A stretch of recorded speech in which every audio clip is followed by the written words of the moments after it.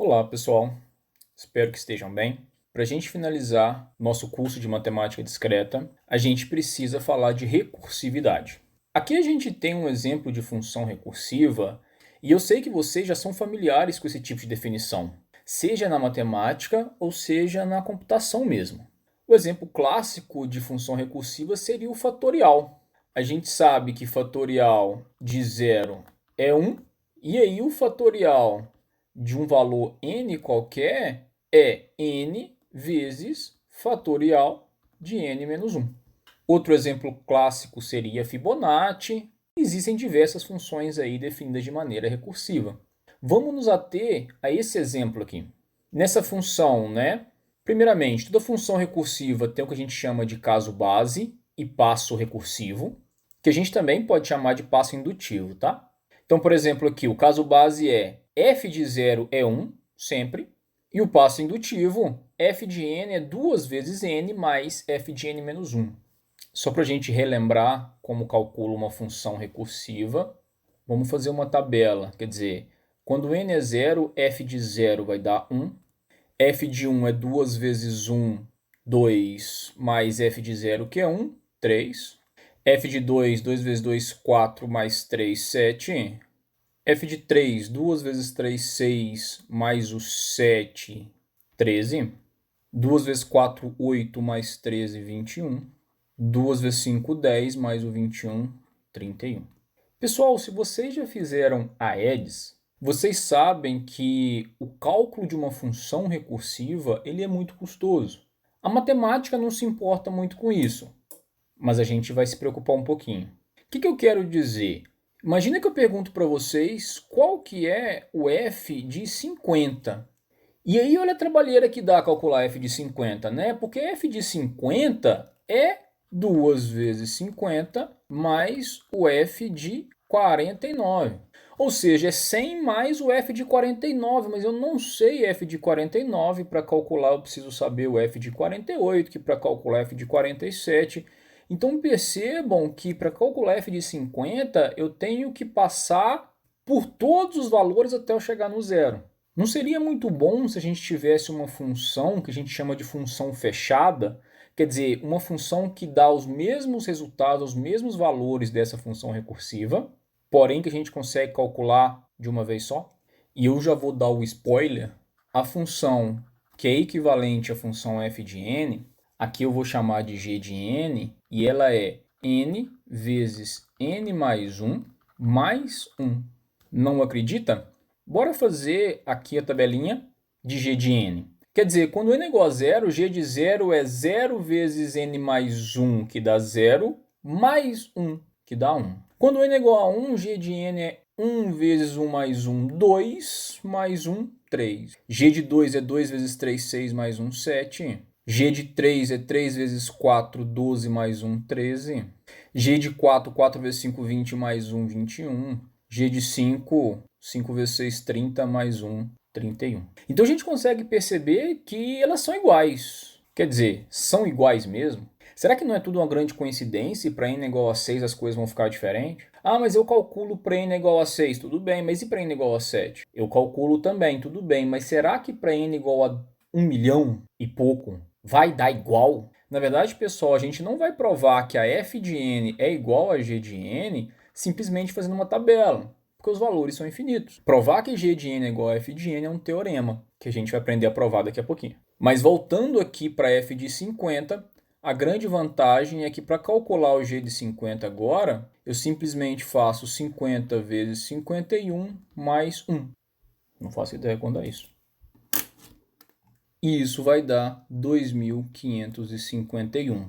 Quer dizer, se eu conseguir provar que a g de n é equivalente a f de n, eu posso usar a g de n, que é mais barata para se calcular, mais barata computacionalmente. Então vamos fazer isso. Vamos provar aqui que essa f de n é igual a g de n. E o que a gente vai provar é essa proposição, que é essa igualdade. E claro, vocês já podem ter percebido que isso é uma prova que vai envolver números naturais, certo? Eu quero mostrar que a Fn é igual a g de n para n igual a 0, 1, 2, 3 até o infinito. E como eu faço isso, né? Pessoal, a matéria não mudou. A gente continua trabalhando com a estratégia de prova que é a indução matemática. Só que agora para provar propriedades envolvendo funções recursivas. No caso aqui, a igualdade entre duas funções. E o que eu quero dizer com isso? O que eu quero dizer é que a gente pode provar isso daqui separando essa prova em caso base e passo indutivo.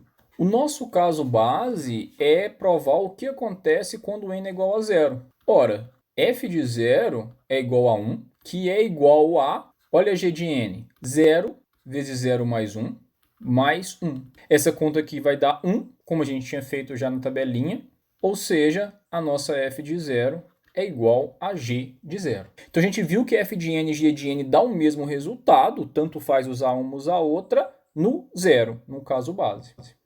E no passo indutivo?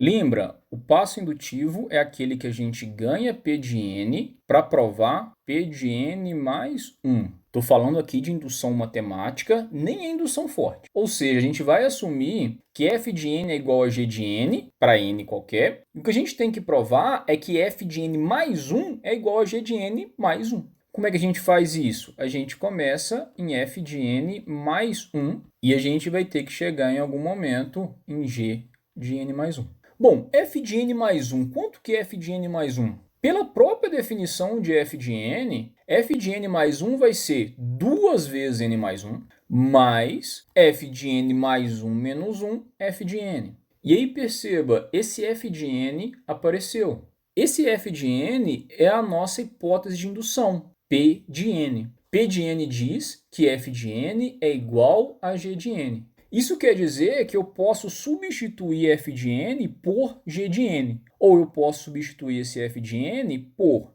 n vezes n mais 1 mais 1. E aí, se eu tiro esse n mais 1 em evidência, o que eu vou ter é 2 mais n. Ou eu posso reescrever como n mais 1 mais 1. E claro, esse outro mais 1 aqui eu coloco no final. E o que é essa equação? Ora, essa equação é g de n mais 1. Se eu pego aqui a g de n e eu substituo n por n mais 1, eu vou ficar com n mais 1, que multiplica n mais 1, mais 1, mais 1. E aí a gente termina a nossa prova por indução. Perceba, os passos são os mesmos. A gente assume P de n para provar P de n mais 1. Então a gente começa o trabalho com o lado esquerdo aqui da igualdade, mas falando de n mais 1. Aplico a primeira regra, que é a definição recursiva da f de n. Me aparece a hipótese de indução. Eu aplico a hipótese de indução, no caso aqui eu substituo f de n por g de n. E aí eu chego no final na minha g de n mais 1. E pessoal, tem um algoritmo para a gente sempre encontrar fórmulas fechadas. Ele é fácil, olha só. Primeiro a gente constrói uma tabelinha para f de n, assim como a gente tinha feito lá atrás. Depois é só adivinhar g de n.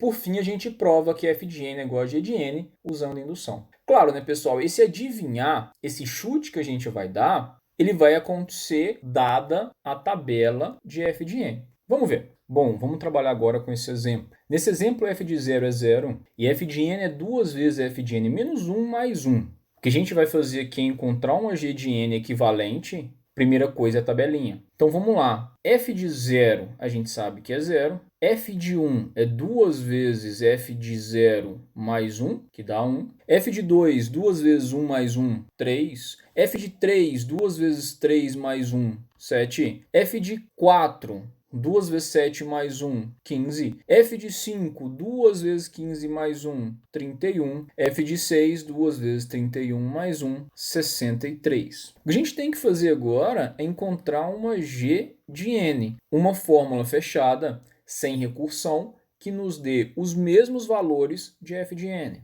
E aí, para encontrar ou para tentar chutar qual seria uma g de n apropriada, eu tenho que dar uma olhada ali na sequência de valores que a g de n vai ter que gerar, né? Ou seja, 0, 1, 3, 7, 15, 31, 63. Talvez você queira aumentar essa tabela para ficar mais fácil de você perceber um padrão. O próximo elemento que vai aparecer aqui é o 127. O próximo elemento que vai aparecer aqui é o 255. O próximo seria o 512. E o próximo ainda o 1023. E por que eu sei disso? Porque o padrão que está aparecendo ali ele é bem conhecido, bem familiar para mim. O que aparece ali é a potência de 2, só que subtraída de 1. Como assim? O 2 elevado a n, para n igual a 0 dá 1, para n igual a 1, 2, 4, 8, 16, 32, 64, percebem? Então é quase 2 elevado a n, só que menos 1, não é?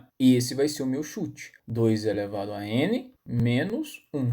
E aí, com 2 elevado a n menos 1, os valores mudam para 0, 1, 3, 7, 15, 31, 63. Nem preciso seguir, porque não adianta muito, né? Na verdade, para eu provar a equivalência, o que eu vou precisar fazer é a prova por indução. Então, vamos lá. Para fazer a prova por indução, para provar que essas duas coisas aqui são iguais, eu começo sempre do caso base. Mas o caso base aqui é a nossa primeira linha da tabela. F de 0 dá 0, por definição, e G de 0 deu 0 também, ok? Vamos logo para o passo indutivo.